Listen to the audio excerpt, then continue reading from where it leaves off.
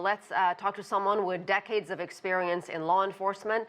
Ronald Hampton is a retired Washington, D.C. Metropolitan Police officer.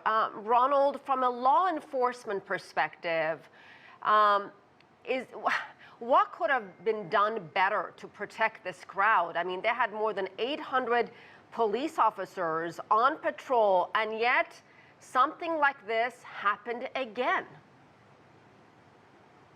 Well, let me say good evening, good afternoon to everyone. I believe that the police, based on what has been said, the police were prepared. They were there. They were covered. All of the vulnerable areas. They were prepared for what they needed to be prepared for. But the problem that we're having in America now, as it relates to guns, the only solution that I really think really ought to be a part of the backdrop is a legislative solution. We just need to deal with the issue of the proliferation of guns in our society. If people didn't have guns, they'd have to find another way to settle disputes. And disputes are at the foundation of these situations that are happening in our society on a regular basis now. 600 is just unbelievable that we would be having it. But by the time you look at the proliferation of guns, how easy you can get guns, what kind of guns you can get, then, when someone has a dispute and they can carry a gun, in some places they can carry them out in the open, they carry them hosted on the side, then if you get in a dispute with someone and if you don't think you can physically take him, then you're going to resort to using your weapon, because that's the security that one has. So I just believe that we have to deal with that. And so that falls on the shoulders of the leadership of this country, the legislators in the Senate and well, the and problem, in the House. Ronald, the problem is this whole gun issue has become a very partisan political issue in this country.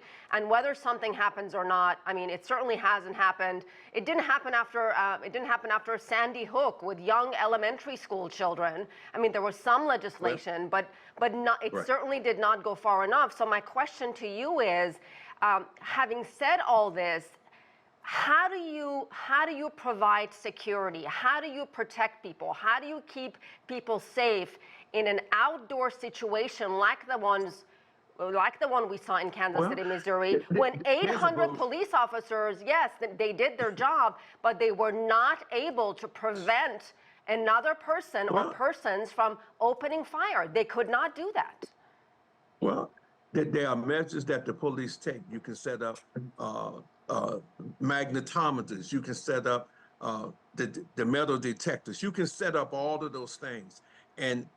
But if you have a policy in your state or in your city that you can carry a gun and nothing prevents you from carrying a gun into an event.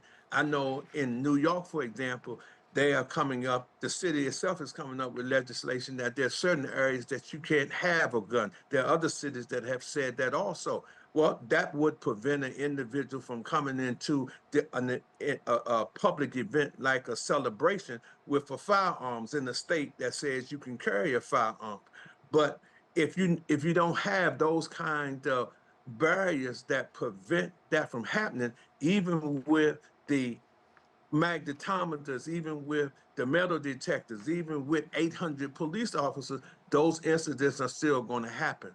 I think we have done everything that we really need to do, and we need to lean on the legislators who all of a sudden, all they want to do is talk about you have my prayers and all that kind of stuff. And that doesn't get anything. We haven't seen any results from anybody prayers and regard. That just doesn't get it. So, they need to be brave, grow up, and deal with the over representation of guns in our society.